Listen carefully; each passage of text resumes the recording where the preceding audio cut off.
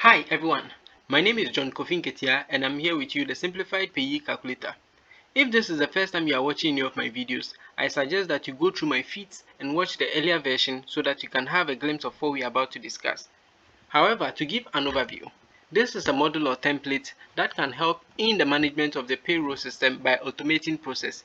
The unique thing about this template or model is that it considers the various amendments of the Income Tax Act 2015 Act 896 from 2014 up to date, which is the changes made with respect to the graduated rate, the changes made with respect to the reliefs, the changes made with respect to the treatment of the car and accommodation elements, the changes made with respect to the bonus and overtime treatment.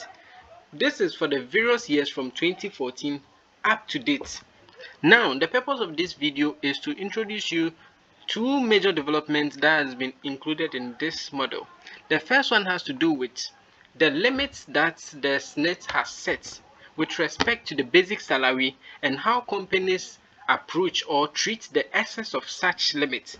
And the second one has to do with including a feature in this model that by a click of a button it will generate the file returns, the PAYE returns that GRA requires, and we have adapted their template in this model. So by a click of a button, it is going to generate the PAYE returns and then save it as a new folder for you, as a new file for you.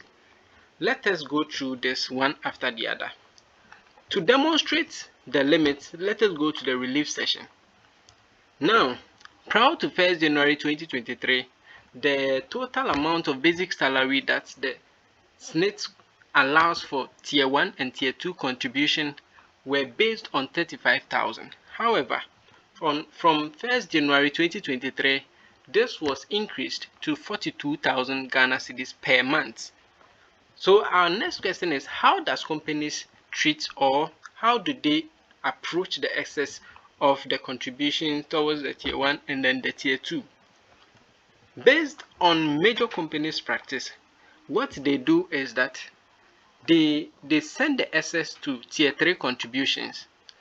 So in our template or in our model, at the employee relief questionnaires, our question is going to be based on the Tier 1 and Tier 2. As you all know that the Tier 1 is a contribution made by the employer and then the Tier 2 is a contribution made by the employee.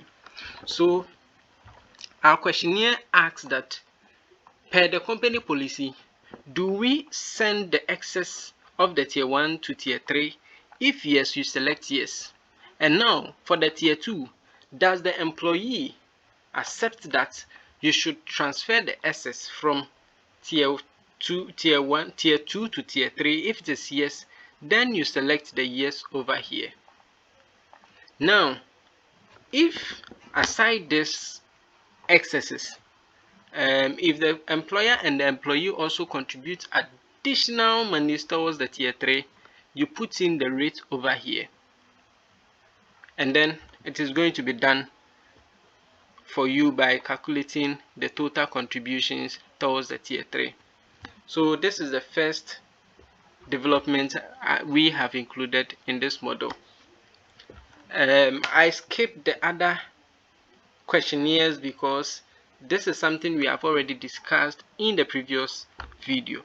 Now to the second one, let's go to home page and then we go to the reports. In order to generate the PAYE tax returns, you need to click on the generate PAYE returns and then it will send you to this page. Now we have 4 buttons over here. The first one is to export to CSV, the second one is the home page, the third one is the report, and the last one is the refresh. Now if you want a particular month, the returns for a particular month, you select the month over here.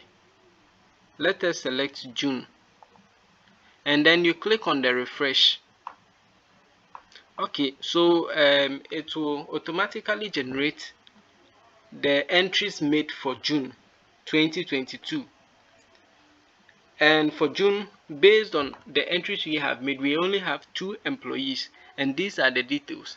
Now for the export to CSV, before you can do this, you need to copy the folder directory and paste it over here.